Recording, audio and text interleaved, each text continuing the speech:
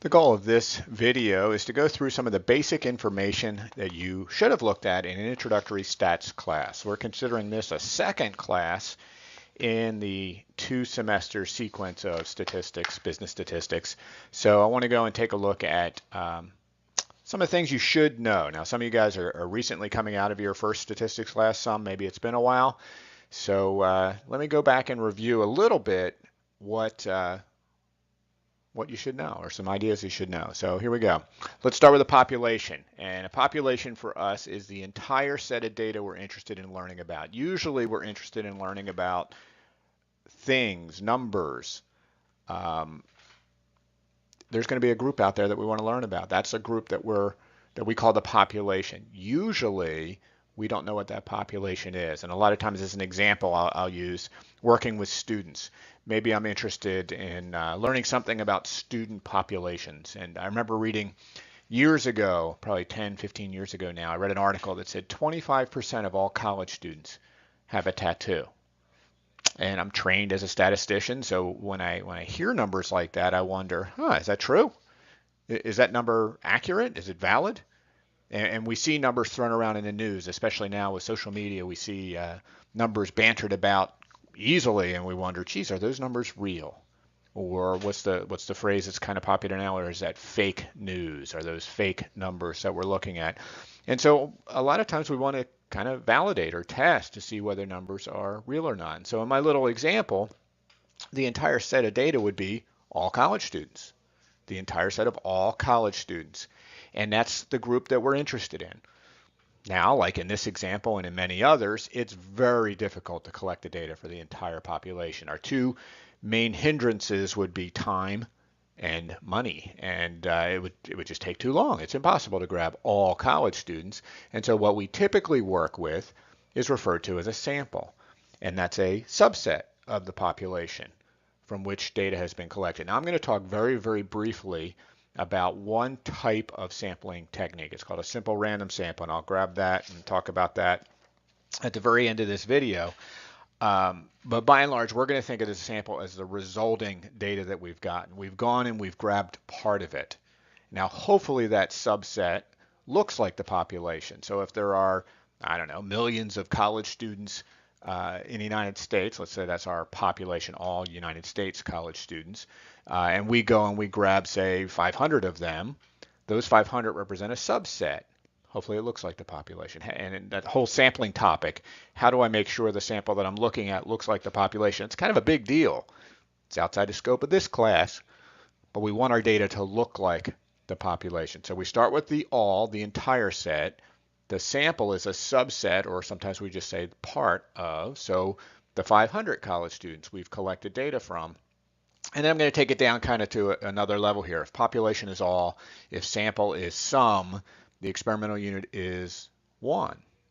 And so I would say a single college student. And the way I've written the definition here, the object we measure to get the data we're going to study. I'm going to be measuring college students. And so a single college student, that's the best way, that's the way I like to think of it. So you have the same kind of phrasing, college students. All college students make up the population. The 500 college students that I've actually collected data from is my sample. And a single student, a single college student in this case, would be the experimental unit, the single one thing that we're working with. Now the actual things we measure, those are called variables. And so in my little example, the main thing I'm interested in, what I've told you about so far, is whether the student has a tattoo or not. Someone made a claim that 25% of all college students have a tattoo. So when I go sampling students, I'm going to ask them, hey, do you have a tattoo? And a lot of times I'll ask it this way, do you have at least one tattoo? Because I don't really care in this example of how many they have. I'm just interested in whether they have one or not. Maybe I'm also interested in the sex of the student. Maybe we want to compare, is the percentage of college students that are male that have tattoos, does it differ? Is it the same or is it different from the percentage of females with a tattoo? And so there might be several different variables that we collect, and we talk about it being a characteristic we collect that varies from one experimental unit to the next. So I'd have a variable called tattoo that would be a yes, no. Maybe I would have a gender, male, female. Maybe I would have a number of tattoos, and maybe I would be interested in that in another example. So that's the variable that we're working with.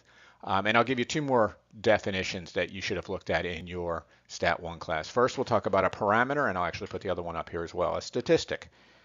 And a parameter, we talk about it being a numerical characteristic of the population. And what we look at depends sometimes on the types of variables that we're collecting. And let me go back here to the variable real quick. There are basically two types of data. And actually, you know what? I'll hold off on that because I have a slide in there with types of data. We'll talk about the types of data in a little bit. But the numerical characteristic of the population, that's called a parameter. So if we're working with numbers, or let's go back to the example with tattoos. If we're working with yes, no type data, do you have a tattoo? Yes, I do, or no, I don't. We're going to be interested in the percentage or proportion. The percentage of all college students that have a tattoo, that would be called a parameter. The percentage of college students in my sample, that's called a statistic. So the statistics, we're going to know those because we have our 500 students or whatever our sample looks like. We have them actually collected. We have that data in our hands or in the computer, and we can generate those numbers. So we're going to know what the statistics are, and what we're going to try to do in this class is use the statistics to estimate those parameters. And hopefully you remember some of these ideas, again, from an introductory Stat 1 class. We have a couple different techniques we're going to look at this semester, a confidence interval, a test hypothesis, and some of that may be familiar to you. Some of it may just be words you've heard before, and some of you might be, no, I forget all about that. It's been a while. Don't worry, I'm going to go over, I'm going to talk about those topics, and I'm going to maybe approach them a little bit differently than how you have in the past. So anyway, those are some basic definitions. Now let's take a look at them in the context of an example. When I was a little younger, I used to like to snowboard. That was one of my favorite pastimes. Load up the family, we'd go skiing, and actually our family was, we were snowboarders. And so we want to estimate the average daily snowfall during the ski season at the Steamboat Springs ski resort. That was my favorite place to go. We randomly sample 300 days from the past 10 years and record the snowfall for each day. Identify the following. The population, I'm going to ask you for the sample, the experimental unit, variable of interest, all those fun things. You see your notes. And hopefully you're following with the notes that I've printed for you, or I haven't really printed them, but I've posted for you. You can go ahead and download those notes, print them out, because obviously from the first slide you see that there's a lot of space there. There's open space, and my hope is that you're going to follow along and just fill in the blanks. If you try to follow along to these lectures while you're doing something else, you're only going to get part of the information. Your attention is split, your learning is going to be split, and it's going to show when you go to get assessed with the different quizzes or projects, the different things you're going to be doing for me this semester. So try to focus while you're watching the videos. Try to limit your distractions. Have the notes sitting there in front of you and fill in the blanks. The population here, what's the group that we're interested in? Well, we're going to be interested in all. What? Well, all the days in the ski season. And so this is the way I've written it in your notes. Every day in the past 10 ski seasons at Steamboat Spring as part of my population. Now you may have been thinking about snowfall amounts, and we'll get to that. The population, we're going to be measuring days. How much snow was there in a 24-hour period during a day? That's what the ski reports list for you. How much did it snow yesterday? What's the forecast look like this week? And so every day in the past 10 ski seasons would be my population. Now, I didn't collect all that data, did I? I only collected the last 300 days, and that's going to be, I shouldn't say the last 300. I only sampled 300 days from the past 10 years. Now, maybe if the ski season is, I don't know, what are ski seasons? Maybe 5 months long and 150 days-ish, 10 years. So 1,500 days are in those 10 years. 1,500 ski season days maybe are in those 10 years. I've sampled 300 of them. I didn't collect all the data. I don't have the population. I have the 300. And what am I measuring to get those snowfall amounts? I'm going to be measuring a single day. So every day represents the population. The 300 days represents the sample. A single day in the ski season is the experimental unit. And I should probably say the 300 days, but because I've sampled them, they had to be in the ski season. So I don't have that same phrasing in the sample, but it's inherent to the definition. Now, what's the variable of interest? What are we actually measuring on a particular day? Snowfall amount. Yeah, we're going to be looking at how much did it snow during that one particular day. So population, sample, experimental unit. The average of the population, if I can get that number, that's going to be called a parameter. The average of the sample would be called a statistic. Anything associated with a parameter, or I can say it either way, I guess, but anything associated with a population, we're going to call parameters. Any numbers associated with a sample, we're going to call statistics. And so you can see how those definitions kind of play out there. All right, so let's move on. Two different branches, two different things we're going to do, and I'm going to cover the first one kind of quickly. This semester, we have some descriptive work that we're going to do, and we're going to, you see these notes, so I'll go through them kind of quickly. We're going to describe graphically and or numerically a group of data, and we'll start with this. This is what we're going to begin with. I have some other videos that you probably see posted. We'll go through these, this first section in your course, but taking the data we have and drawing some pictures, drawing some graphs, things like bar graphs, pie charts, maybe stem and leaf displays is something you've seen before. Scatter plots, how about box plots? I think those are the ones I'm going to talk about. There's a whole bunch you can look at, actually getting a picture of your data. And then we have some numerical descriptions of data, things like measures of center, mean, median, mode, measures of spread. Typically we use a standard deviation. There are a couple others. Measures of relative standing. There's a whole lot of numbers that describe numbers, numerical descriptions of data. Rather than looking at all the snowfall amounts from all those different days, if we looked at just the average, that has some meaning to us. And so describing data is one of our branches. And then the second one, which is the one we focus more on in this class, it's called the inferential. We're going to take information contained in the sample and make statements about the population. So that arrow I drew a couple of slides back, where I said we're going to use a statistic to try to learn something about the parameter, that's going to be that inferential idea. And so that's the biggest piece of this course. We're going to spend a little bit of time on the descriptive, talk about it, but then we're going to jump into two main inferential techniques, confidence intervals and test the hypothesis. And you're going to see we spend the rest of the class going through and looking at different ways to apply those two tools. It's amazing how much you can get from just two pretty straightforward tools. And some of you might be saying, straightforward, I don't remember how to do that. Well, again, keep in mind, I'm going to go back and take a look at and kind of talk you through those two tools, and then we'll look at different applications. And hopefully by the end of the semester, you're going to look back and say, yeah, those two techniques are pretty straightforward, pretty easy to use, and we're going to get to learn a lot with them. And this inferential stuff works, but there's one more missing piece. If I just say, well, based on the sample, I think this is what the population looks like, that's not going to be good enough. So we have one more piece, one final component. And in order to illustrate it, I usually think of this. Let's talk about what I call the grade game. Let's say I give you the opportunity right now. Okay, and in a live setting, it's easier to do because I can actually physically do this in front of you, but I can say, all right, so here we are. And if my timer is correct on my little video I'm making now, we are about 13 minutes into this first video, and I am going to give you the opportunity to get a grade for the semester. And here's how it works. All you got to do is reach into a bucket of poker chips and pull out a poker chip. Now, the bucket that I'm going to suggest to you is going to have just two colors. There's going to be red poker chips and there's going to be white poker chips. Okay, and unknown to you, I'm not telling you how many of each are in there, but you're going to reach in and without looking, of course, you're going to reach in and pull one out. And here's how the grade game works. If you get a red chip, I'm going to give you an A for the semester. Now, even though we're not sitting in the same classroom, I know that whatever you were doing right then when I said that, all of a sudden your full attention was on me. What do you say, an A for the semester? Right? All I got to do is reach into this. Geez, how's this going to work online? They were asking all those questions, which are good questions, but let's just go with me and play this game with me now.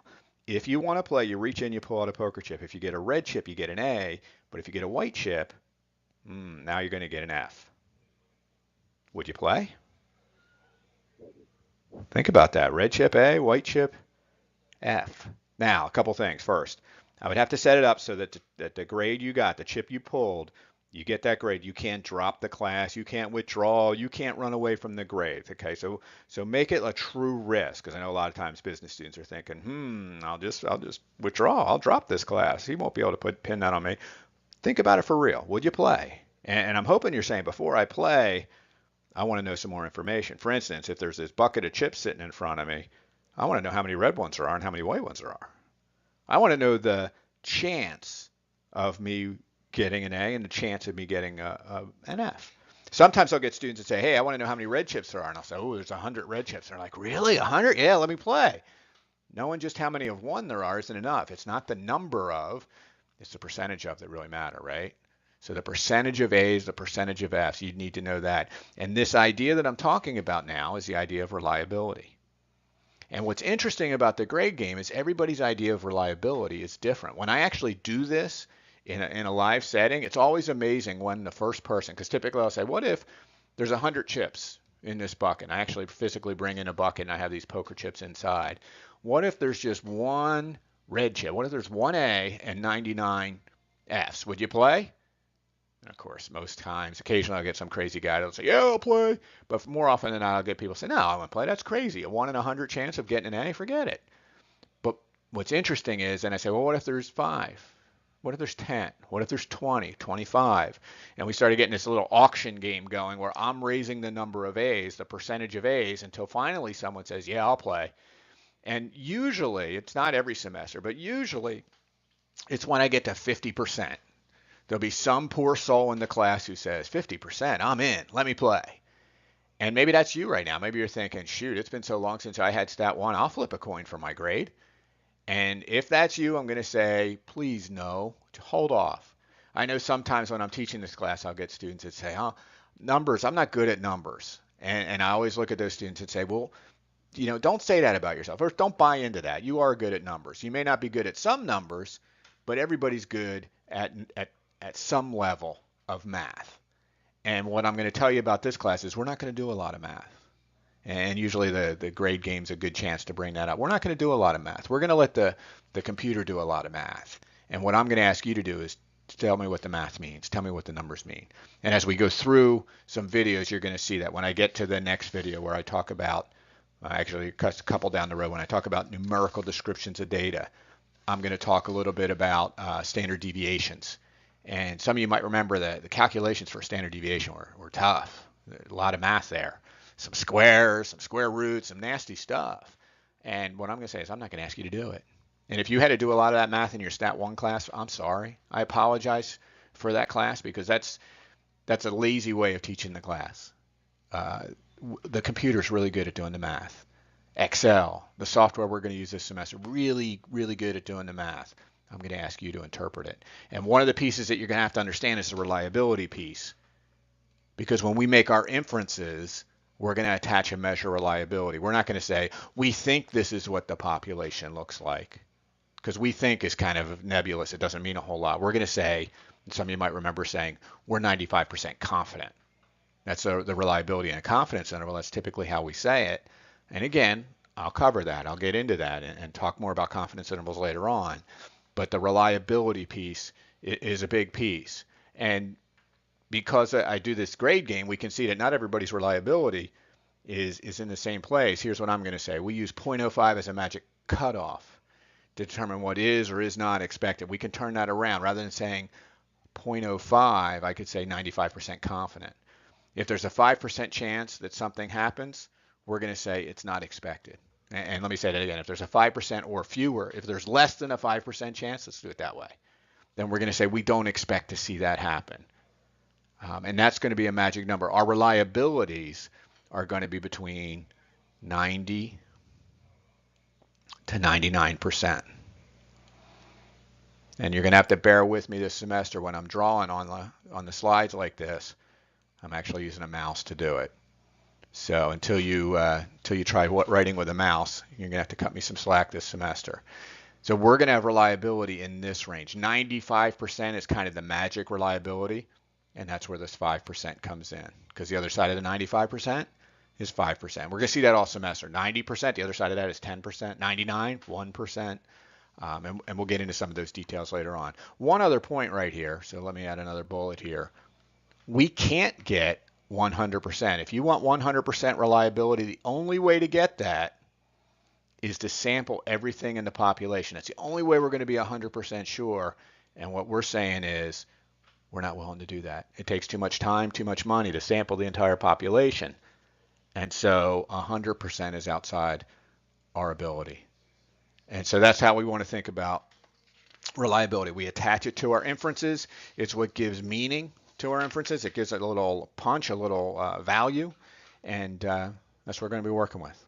All right, moving on. Types of data. So I mentioned we're going to be working with variables, and generally we think of two different types, and depending your background, where you came from, people make this a lot more challenging than it needs to be. I'm going to try to simplify it. We're going to talk about categorical or qualitative. Typically we say qualitative. Sometimes I'll abbreviate this as QL. That's a crappy looking Q there, folks. Again, did I mention the mouse that I'm working with? The qualitative, the data that can be classified into one of several categories. Do you have a tattoo? Yes or no? What year in school are you? Freshman, sophomore, junior, senior? Are you another?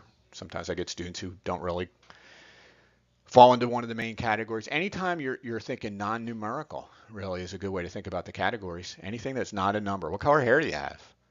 Um, do you exercise regularly? Do you floss your teeth? Anything that's going to be a did you vote in the last election? Whatever the category, whatever the question that leads you to categories, that's called categorical or qualitative type data. If you're naturally thinking about a number, we call it quantitative. And for us, again, this is where I'm going to simplify it because some people go nuts with the different types of data. We're going to talk about two main types. We're going to talk about discrete and continuous. And the way that we differentiate between the two is we take a look at what kind of numbers could you observe. For instance, if I ask you, how tall are you in inches, you might say that you're 5'10". I'm 5'10"-ish. So that makes me 70 inches tall. Could there be somebody who is 71 inches? Sure. But here's where you get into the difference between discrete and continuous. Could there be somebody who's 70.5 inches tall? And you'd say, absolutely. How about 70.25 inches? Yeah, there's no jumps between one height and the next. There's this natural, smooth, kind of continuous line or values that you can use. Continuous don't have any jumps. Discrete are things like the number of stoplights you stopped at the last time you drove your car. The number of checkout lines that are open at your favorite store. Pick whatever your favorite store is. Okay, there's either going to be how many stoplights got you the last time you were driving? Was it 0 or was it 1? Could you get a half of a stoplight? Could you have a quarter of a stop? That doesn't make sense, right? It's either 0 or 1. And as I'm sitting here, and sometimes I mentioned in the one video already, I'm not a big fan of the webcam. I don't think it adds any value to the class. But as I'm sitting here doing the discrete, I'm saying it's either 0 or 1 or 2. I actually have my hand in it. It's kind of in a chopping motion. It's going from 0 to 1 to 2 because the values that you can observe jump from one response to the next. Whereas with the continuous, it's not true. Your heights, students' heights, it's either this or that, and it can be anywhere in between. And so the type of numerical data we're working with sometimes dictates the type of analysis we're going to do. More important probably in a Stat 1 class, honestly, because in a Stat 1 class you probably looked at different distributions like the normal and the binomial. Maybe you looked at the Poisson distribution or the exponential distribution, and you needed to know the type of data you're working with to apply those distributions. We're not going to do too much of that here in our Stat 2 class. So you need to differentiate between the quantitative and the qualitative, and it's pretty easy. You're working with numbers or you're not. All right, a couple other things here. Let's get 2 other slides out of the way, and we'll call it a day on this first video. Methods of data collection. Where does data come from? And I'm going to list 4, and you can see them there. I didn't leave any fill in the blanks. I think the current edition of the textbook puts these 2 in the same group. Sometimes data is collected by others. There's government-sponsored data. There's research studies, newspapers. I know in my Stat 1 class, a lot of times I make my students work with stock prices, and we go to a website, and the data is collected and published and put on the website, and we use it. It's good data. You got to be careful anytime you're using data collected by other folks, because if other folks have an agenda, there's a good chance the data that they're posting is going to support their agenda. And that works on both sides of arguments. So just be careful, be skeptical of data that has been collected by others. It's best if you can collect it yourself. Designed experiments, we're actually going to get into this a little bit this semester. We're going to look at a couple different topics where we're going to be talking a little bit about experimental design. The first time we see it, and where I'm probably will mention it a little bit, is when we do a topic called analysis of variance.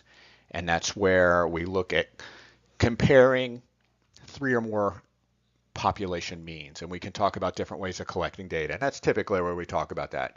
It's a big topic that's designed experiments. Think science fair. Think back in the day when you had your research hypothesis, you had controls and treatments and words like that. That opens the door. Our test hypothesis topic actually starts us down that path because we'll have we don't call them a research, we have a null and an alternative hypothesis, but you can use the terminology research hypothesis if you like. So that's a second source. The current textbook that I'm working in uses observational studies as the third, where you observe subjects in their natural environment, and it links surveys in there. I'm okay if you separate them out. It doesn't really matter. It's not going to affect things all that much. But we're letting we're just kind of observing and letting people and things do what people and things do, and recording the results. I know years ago I had to do a study in the state of Florida for motorcycles, and what percentage of the motorcycle drivers in the state of Florida wore their helmets. The law in the state of Florida has kind of gone back and forth over the years. Some years it's you need to wear a helmet, some years you don't. I think the current law is kind of strange where certain people, if you're a certain age or have certain insurance levels, you need to wear a helmet. It's the law. But if you're older than a certain amount and carry enough insurance, you don't. It's very weird. But I was interested in, do motorcycle drivers have helmets? Do they wear them? And we weren't allowed to just call and ask. The thinking at the time that was the law, you needed to wear a helmet. And if you think about it, if someone calls you up today and asks you a question about something that's illegal, back then it was, do you wear a helmet? But let's make it a little bit more appropriate for you right now. Let's say you get a call later tonight, and it's somebody from the sheriff's department, and they want to know if you smoke crack. And some of you are thinking, what did you just say? Smoke crack. Yeah, I just said that. What if you get a call saying, hey, I'm from the sheriff's department. I want to know if you smoke crack. You're going to say no, right? You know you're going to say no. And a lot of you are thinking, well, I don't smoke crack. That's fine. But even if you're the biggest crack smoker in the state of Florida, you're still going to say no because it's against the law. Hopefully that makes sense. Right? Hopefully, and I guess if you're smoking crack, maybe you will say yes because you're smoking crack. Anyway, you're probably going to say no. And that's how it was with the motorcycle helmets. We knew it was the law, so if we called up motorcycle drivers and said, hey, do you wear a helmet? They're going to be like, yes, sir, we do. It's the law. So we had to observe them. We had to send teams of students out to roadways. And the students would wait for a motorcycle to drive by, and they would observe whether they were wearing their helmet or not. The motorcycle driver wasn't going to look for students, say, oh, there's a student, let me put my helmet on. They were just going to do what they naturally do, and we were observing them. It turns out, back in the day, it was the law, and we had, I think, like 99.8% of our motorcycle drivers that wore their helmets, and it was a very high percentage. But that's what observational studies are. You're observing subjects. The surveys, you're asking people to give responses. I guess I can see how it's linked or put under the observational studies kind of umbrella. But honestly, if you ask me, I'd prefer to have surveys as their own little animal. There's a whole host of issues when you're doing surveys. The way you phrase questions, sometimes you can kind of bias people to give responses that go one way or the other. So you just got to be real careful. Our goal this semester is to let the data do the talking. To not influence it, to not try to bias it, to not try to get it to say what I want it to say, but to just let it speak. Let it be true and free, and just try to interpret what it says. We're all better off in the end if we get an accurate reflection of what's going on and not try to make up some scenario that fits our needs or our desires. And so that's the way I'm going to approach the class. We want data to speak. Now, one of the best ways, and I'll finish with this last slide, to let data speak is to take a simple random sample. And I'm going to have you work with some data this semester. Hopefully you went through the project data information already. In my ideal world, in Mark's dream world, you would be taking simple random samples so I could guarantee that your sample looks like the population. In reality, you signed up for a 6-week semester. Get your data quick. I don't care if it's random or not. Okay, we'll play that little game. Oh, we'll assume it's random. We'll say it. We'll give lip service to it. But I want your data. When? Now. And you're like, we just started. I know. You got a project coming up in less than a week. Get on it. Get your data as quickly as you can. Forget about simple random sampling. With that said, that's going to help you get your data for the class. But the simple random sample guarantees that the sample has a very good chance of looking like the population. And after all, if we're going to be making these inferences, that's a really good thing to have. And so here's what I'm going to say. There are several different methods of generating a random sample. Probably the easiest is going to a random number website and generating them there. There's physical mixing. If you ever watch them pull lottery numbers, they actually use ping pong balls and they put them in a bin and they mix them around and they pull out a certain number. That's physically mixing. It's kind of old school, but it works really, really well. There are random number tables, although these are kind of pain in the neck to use, and they've kind of fallen out of vogue because we have other options. We have computers, calculators, websites. I could actually have websites here, probably should, that allow us to pick random numbers. The challenge is if you go to some website, Bob's Random Numbers, how do you know if they really are in fact random? And the answer, of course, is you don't. So if you go to Excel, if you go to the software packages and say choose random numbers, you should feel pretty confident in that. But do need to take a little care, I guess. And that's the way to get random numbers. Random numbers, if what that means, if there is 1,500 days in the ski seasons over 10 years, let's say, you would choose random numbers between 1 and 1,500. You choose 300 different random numbers, and you would match them up to the sequence. So if you got if you ordered the years from oldest to newest year, from say 10 years ago to the current year, and you sampled 6, that was the number you sampled, you'd go to the 6th day in that first year. Now there's 150 days in a ski season, and you sampled 156, you would go to the 6th day from the second year. Hopefully that makes sense. So in year 1 it'd be 1 through 150, year 2 would be 151 through 300, etc., down to 1,500 for the 10th year. That would be all your days. Again, assuming 150 days in a ski season. You pull the random numbers, and so that way you get numbers from the first year, you get numbers from the last year, most likely. And it gives you a very representative sample, and that, of course, is the key. If we're going to be using samples to make inferences about populations, we want the samples to look like the populations. All right, so I'm wrapping it up here. Got, what is this, 7 slides or so. Basic stuff: population, sample, experimental unit, variable, parameter, statistic, descriptive statistics, inferential, reliability, qualitative, quantitative data, different types of data collection, simple random sample. Good stuff, folks. That's a good start. Hopefully, most of this stuff rang a bell. It hasn't been too long, or honestly, most of this stuff's not real difficult to understand, but it's good to know. So that's where I want to end it. We'll pick up the next time, and I'll be talking about different ways to describe data using graphs. So until then, if you have any questions, you can always reach out on the discussion board and put your questions there, or you know how to get hold of me. So long.